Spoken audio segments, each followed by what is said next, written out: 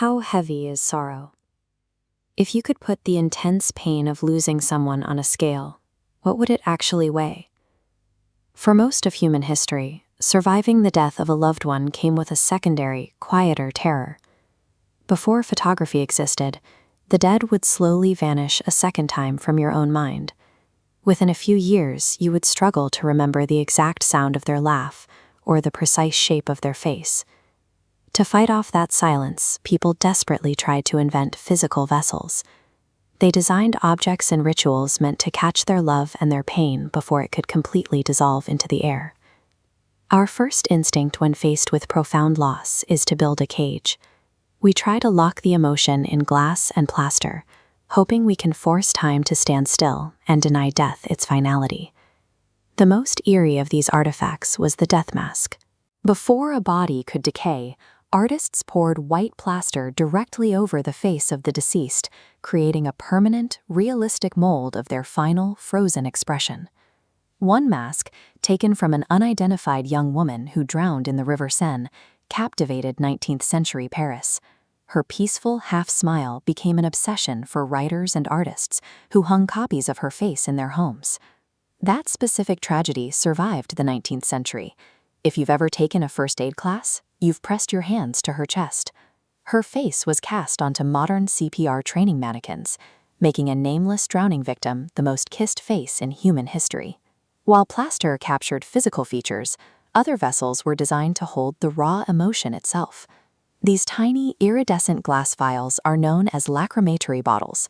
When archaeologists started digging up ancient Roman tombs, they found hundreds of these bottles buried alongside skeletons. Historians looked at these tiny vessels and concluded that Roman widows had wept directly into the narrow necks, burying their literal tears with their husbands as proof of devotion. These artifacts provided a tangible illusion of control. If you could hold the face and hold the tears, the grief felt manageable. And that desperate need for control soon escalated into an entire society obsessing over how to properly perform their sorrow. In the 1800s, cholera and disease made death a constant presence in London. The Victorians clung to that ancient Roman tear-catcher myth and escalated it. Mourning stopped being just a private emotion and became a heavily regulated, full-time lifestyle with strict societal rules. After Prince Albert died, Queen Victoria established a daily psychological anchor.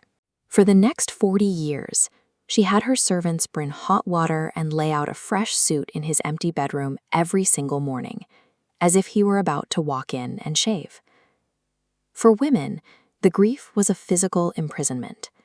Widows were expected to wear heavy, unbreathable black crepe dresses called widow's weeds. The dark dye was toxic, often giving them severe rashes and trapping them in stifling heat. They even wore mourning rings and brooches woven from the severed hair of the dead. It was a physical attempt to make the remains of the deceased outlast time itself. But a century later, modern scientists put the residue from those ancient Roman tear catchers into testing machines. The results showed organic compounds, fragrant oils, and perfumes. The Romans never actually caught their tears in glass. They were unguentaria. The Romans were simply leaving sweet-smelling oils in the tombs for the afterlife. The entire practice was based on a flawed assumption by 19th century historians. Even though the history was fake, the Victorians believed the myth so deeply that they willed it into reality, manufactured their own elaborate glass bottles, and wept into them, trapping an entire generation in a toxic cycle of performative mourning. That era of elaborate mourning collapsed violently in the trenches of World War I.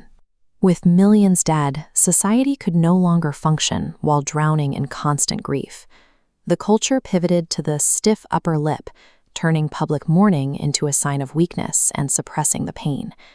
By abandoning physical rituals, we lost a tangible way to process our pain. Today, we don't have heavy black veils or glass bottles, so we hoard our grief digitally. Undeleted voicemails sit on our phones, waiting to be played on a loop. And social media memorial pages act as our modern death masks, faces frozen perfectly in time on glowing screens. We no longer wear the heavy black dresses, But our society is still carrying the massive, unreleased burden of grief, keeping it hidden in our pockets and stored up in the cloud. Emotional tears contain a distinct chemical signature.